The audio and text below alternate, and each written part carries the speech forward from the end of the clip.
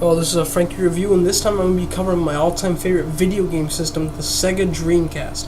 This is going to be analysis of the system, and why I think it's amazing, and why you should fucking buy this thing, because this thing kicks ass. The Sega Dreamcast was released in Japan in late 1998, but we in America didn't really get it until September 9th, 1999.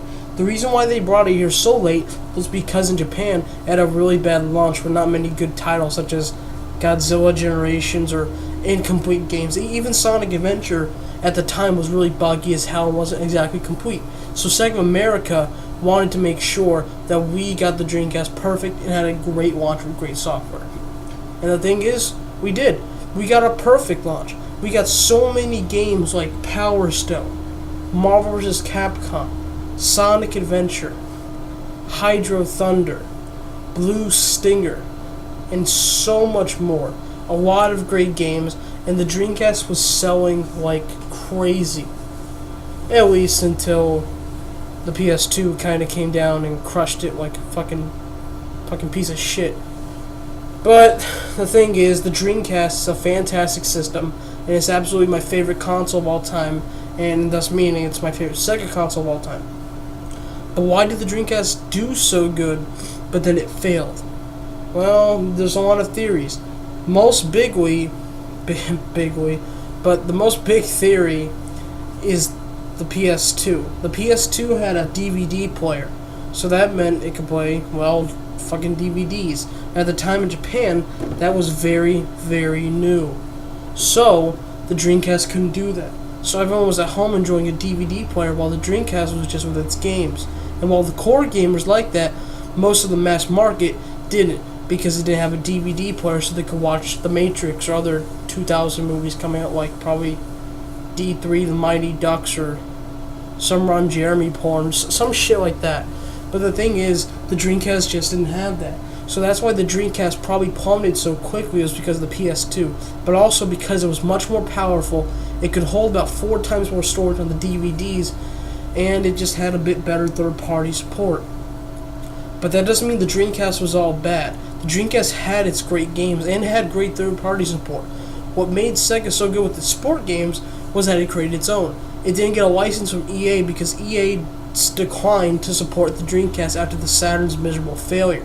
They said, no, we're not going to do it. Fuck you, assholes, because they didn't want to do it because the Saturn was such a miserable failure, and the sports games like Madden's a big seller, didn't sell that well on the Saturn.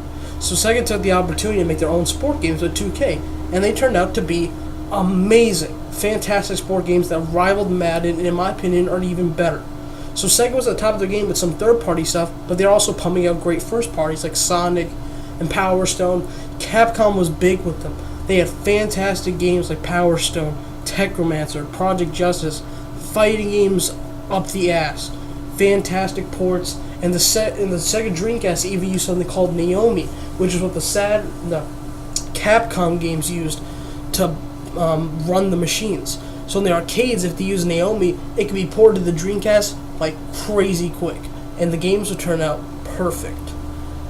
So that's mostly about the games. So Sega saw that the Saturn wasn't doing too well with the Saturn, so they definitely needed a comeback. Sega wanted to design the Dreamcast to succeed in the Saturn and to be ahead of the other consoles at the time, such as the PS1 and the N64. They wanted better games, better graphics, better sound, and all that shit. So the code name for the Dreamcast was called the Katana. This is what it was originally called. That's what they beta tested on, and actually the little like machines that they were using were actually giant like PC towers. They didn't that all look like the Dreamcast, you know, or I know. They're beta machines, but they're cool, and they were just beta, so they're not anything big. So Sega desperately needed a console in order to do that. So they created the Katana, which eventually became the Dreamcast. And the Dreamcast immediately outsold the Saturn in the first week.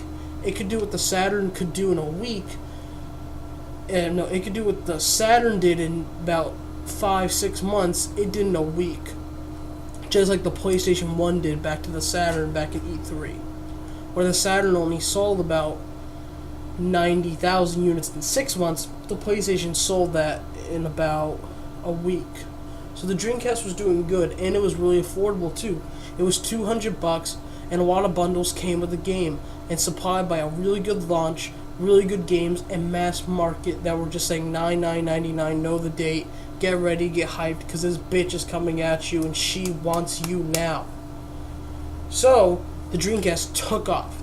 It took off really good, but by late 2000, when the PS2 was starting to come out, it declined. Very, very fast. And by 2001, March actually, Sega said that the Dreamcast was no more.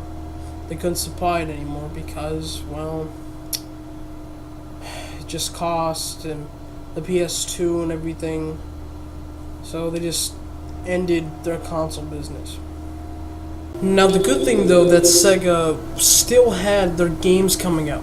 They decided to do third party, so they released games on different systems like Microsoft's Xbox, the GameCube, and the PS2. I mean, it's fucking crazy to see Sonic on a Nintendo system, like GBA and Nintendo, like the GameCube, like Adventure 2 on GameCube and Advance on Game Boy Advance. Blew my fucking mind. But we're all used to it by now because Sonic even has exclusive deals with Nintendo right now, like Lost World and Smash Bros. So it's something usual now, but back then, that was fucking crazy. But the Dreamcast, with the Dreamcast declining, Sega said, okay, let's just be a third party and release the games we still like, everyone still loves, and just make them. So they did. They released awesome games like Jet Set Radio Future, a sequel to Jet Set Radio on the Dreamcast, which is my third favorite Dreamcast game. And on the Xbox, it's fantastic. It's still the same. It still has the gameplay, and it's just the game on a different console, which most people felt was weird. But honestly, they just had to get used to it because Sega chose the way out. If they had to do this, they would. If they could make console still, I think they would. But they can't. They just couldn't. The funds were just not there. But I'm just happy that they're still a third party, and they're still kicking ass to this day. I think so. And one last thing I want to talk about, like a crowning achievement on the Dreamcast part. In my personal opinion, Sonic Adventure 2 is the best game on the Dreamcast, but that's just me, because I love that game to death. But Shenmue. A lot of people love Shenmue because of how good it looks and how good it plays. It's a classic. And to end off a Dreamcast legacy with Shenmue 2 being released in Europe and Japan at the time, like the last really, really big game, was masterful. Shenmue is a crowning achievement in video game history that no other game really has done, with its story and captivating visuals and gameplay. It's just fantastic. And if you want to see how good the Dreamcast still looks to this day, get a VGA cable, plug in Shenmue. Looks gorgeous. And that is the best way to represent the Dreamcast graphics. But overall, the Dreamcast is a fantastic system. It's filled with lots of great games, has great history behind it, has just games you could hook up, play with your friends and family, and just have a good time. It's cheap, it's affordable, you can get them anywhere, and there's so many games. And I love it. I love it to death. I have 5. I'm fucking crazy. But you should be too. It's the Dreamcast. Come on. Well, with that said, thanks everyone for watching. I hope you enjoyed it. And go out and play some Dreamcast. You deserve it.